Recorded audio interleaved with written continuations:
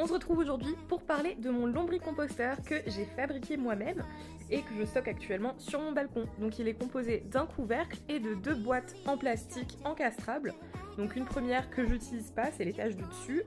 Donc là j'ai fait des petits trous pour que les vers de terre puissent passer en haut quand l'étage d'en bas, enfin le rez-de-chaussée on va dire, est rempli. Là c'est pas du tout le cas, donc pour l'instant je l'utilise pas. Alors je vous montre un petit peu de plus près. Donc là j'avais mis des épluchures de pommes de terre il y a quelques jours.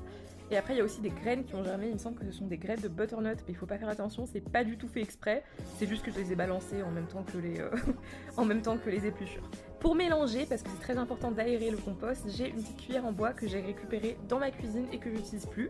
Il faudrait mélanger idéalement voilà, une fois toutes les semaines ou toutes les 2 semaines pour éviter qu'il soit trop compact le compost, parce que là clairement c'est le cas pour moi.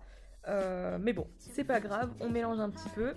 Et donc là, il n'y a pas du tout de vers de terre parce que ils sont photosensibles, voilà. C'est pour ça qu'en fait, ils vont en profondeur.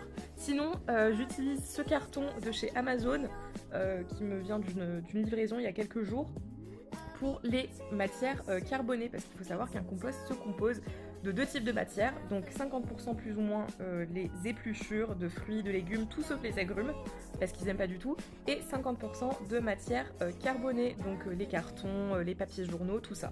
Là j'ajoute du carton parce que ça faisait un moment, et du coup on mélange bien. C'est vraiment pas facile de mélanger, comme je vous disais, c'est trop compact, j'ai oublié de mélanger. Et voilà ce que donne le compost prêt. Donc comme vous pouvez le voir, ça ressemble vraiment à de la terre, il y a très très peu de particules, c'est vraiment plutôt lisse. Et à ce moment-là, voilà, vous savez que c'est plus ou moins prêt. Là je mélange un peu mieux, parce que c'est difficile à la cuillère. Et une autre petite chose très très importante, il faut absolument avoir des trous d'aération un petit peu partout et un trou aussi en bas ou plusieurs, ça dépend de la taille du trou, pour récupérer le lombrité.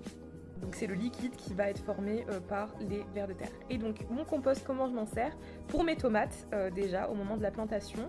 Vous pouvez voir qu'elles ont vraiment pas mal poussé. Je fais 1,70 m et elles sont très très grandes. Là c'est aussi une butternut pour laquelle je vais utiliser le compost. Et mes brocolis slash chou-fleurs, je sais pas trop. Voilà voilà, j'espère que ça vous a plu.